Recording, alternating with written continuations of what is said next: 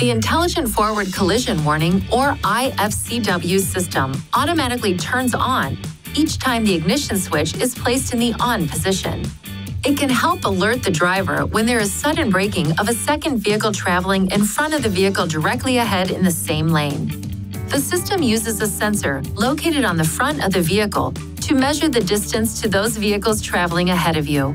If there is a risk of a forward collision, the system warns the driver by blinking the vehicle ahead detection indicator and sounding an alert. The system operates at speeds above approximately 5 kilometers per hour. To enable or disable the system, use these controls to select settings: Driver Assistance, Emergency Assist, then Emergency Braking to toggle the system on or off. Turning the system off will also disable the automatic emergency braking system. The warning light illuminates when the system is turned off. To ensure proper function of the system, keep these areas clean and free of obstruction. If any of these areas are blocked, an indicator and/or a warning message may be displayed.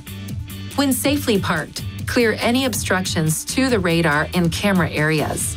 If the problem persists after clearing any obstructions, it is recommended you visit a Nissan dealer for service.